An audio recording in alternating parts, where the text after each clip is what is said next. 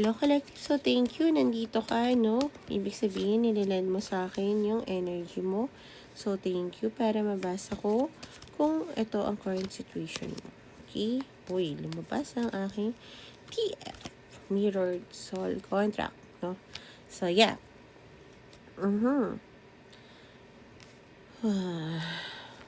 Medyo mabigat to. So, I think, nabubuhay ka ngayon sa buhay na ayaw mo. Pero, nagagawa mo pa rin ngumiti. Madaming bagay na nangyayari sa'yo dahil nga siguro sa twin flame mo. Wala siya, hindi mo siya kasama. So, kung tingin mo kasama mo yung twin flame mo o yung mirrored soul mo, okay, kahit nasabi mo in relationship ka, hindi ko tinotolerate yung mga tao na magkaroon ng kabit. Okay? Ito ay base sa baraha at mas hindi ko rin naman ito tolerate na may makasama ang isang tao na hindi naman talaga nila mahal sa buhay nila dahil damay-damay ang buong pamilya. It's a domino effect, no? Pero yeah. Pero konektado kayo through songs. I mean, telepathy or sa panaginip, no? Nag-uusap kayo. Kung hindi to ang sitwasyon mo, hindi to para sa'yo. Tingin ko gusto mo malaman kung ano nararamdaman ng twin flame mo sa'yo. Ngayon medyo, kung nakikita nyo, medyo light na yung pakiramdam kapag pinag-uusapan yung twin flame, no? Kasi hindi na siya mabigat para sa akin. Guys, ito yung kwarto ko talaga. Yung isang sulok ng kwarto ko na may liwanag doon. At bala ko na lang siya ipakita. So, yung ibang nakakanood ng live stream na tinanggal ko na TikTok ko, okay, might pinakilala na ako. Pero hindi na kasi ako naglalaro, no? Hindi na ako nag-games kasi nga, masakit na siya sa kamay. Okay. Ano nararamdaman sa'yo ng twin flame mo? Passion. Kailangan niyang iwanan ka. Hindi dahil hindi ka niya mahal. Dahil nirerespeto niya na siguro may mga bagay ka na kailangan na so kung hindi ka iniwanan ng twin flame mo, hindi to para sa'yo, mo ipilit kung ikaw ang nang iwan. May kailangan kang establish na iintindihan niya. Okay? Might be naging ka-work mo to or naging collaboration mo kasi nandito yon. Andun yung passion kahit di kayo magkahiwalay. Kaya kung akala mo nagiging delulu ka kung bakit na parang nag-uusap kayo through songs or sa telepathy or sa panaginip, hindi ka delulu. Okay? Pero naiintindihan niya kasi na kailangan niyang lumayo para ma-establish mo at malaman mo kung ano talaga yung bagay na gusto mong makuha, okay? Kasi alam niyo naman temporary lang din to, no? Although, kung akala mo ikaw feeling ni left out on the cold, siya naman feeling niya, umalis siya na mag-isa lang din. Umalis siya sa napakaginaw na sa labas. Iniwan ka niya sa loob na giniginaw ka. Isipin mo na lang kung ano yung nararamdaman ng person mo nung umalis siya habang nag-i-snow din. Kung ginaw ka sa loob, ano pa yung nasa labas siya? Kung akala mo na masaya siya nang iniwan ka niya, hindi. Alam niya lang na dapat niya irespeto kung ano yung pinili mo. Nai-establish, okay? Struggle man niya sa kanya, naunawaan niya. Kung ano man yung pinagdaanan nyo, okay naman siya financially. Yeah.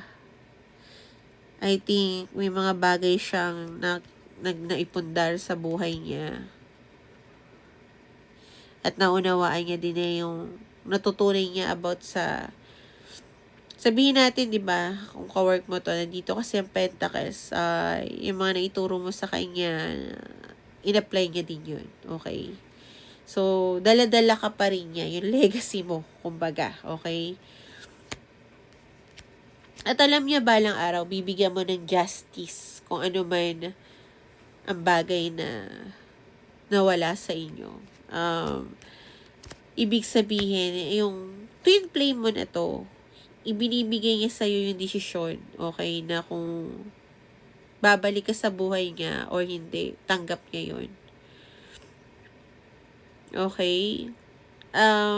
Yun yung gusto ko sabihin sa'yo. May gusto pa ako sabihin nga lang, nawala eh.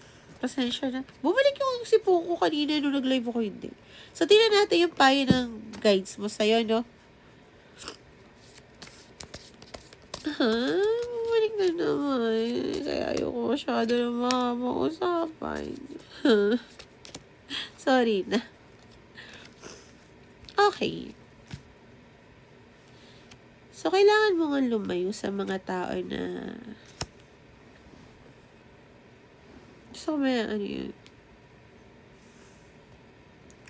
nagnanakaw ng emosyon mo para lalo mong hindi tingnan yung anong nararamdaman mo, no? Dahil tingin ko hindi mo mabigyan ng justice tong relasyon na to hanggat hindi ka grounded. So, yun yung sinasabi ng guides mo. Kailangan mo maging grounded, be. Okay?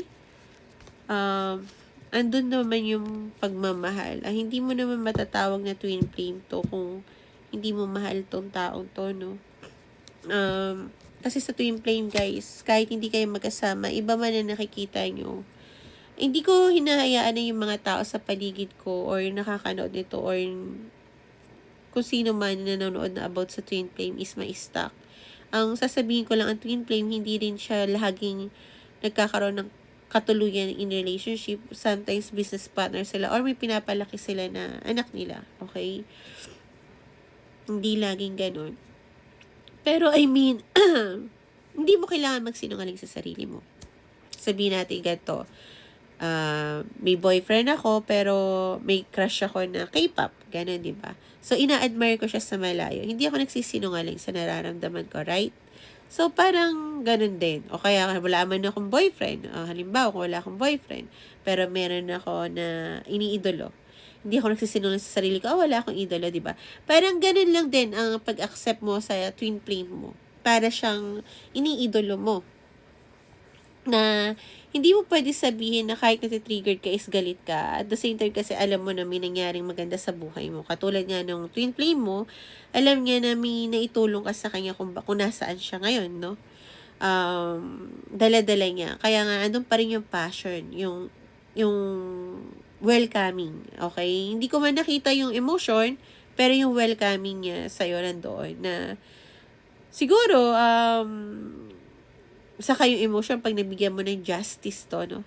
Yung kung ano man, Libra might be resonate sa ano nyo, sa dynamic nyo. Pero yun nga, hindi mo kailangan i-deny. Hindi mo naman din kailangan ipagkalat na kasi nakakabaliw ikwento about twin flame, to be honest.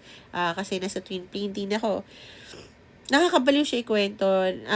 Masasabi ko lang walang tama o mali na sitwasyon kung nagka-cut cord ka ng cycle, family dynamic sa sarili mo, everyday mo, okay? Okay lang yun. Wala kang tamang mali. May masaktan ka man, ikaw may nasaktan, wala. Okay?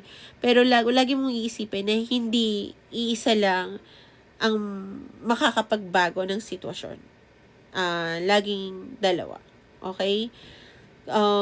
Nahirap siya ipaliwanag in a 10-minute na ano. Pero pinag-uusapan ko yun sa live ko tuwing magre-reading ako. So, nanire-record ko yung screen recording. You can check that. Kasi, mahirap siya ipaliwanag. Pero kailangan mo siyang tanggapin. The more i-deny mo siya, the more na nabablock ka sa path na para sa'yo. Okay?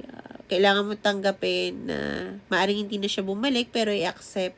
Nandun yung hope. Okay? Kasi yun pa rin naman yung gusto mo. Parang idol mo.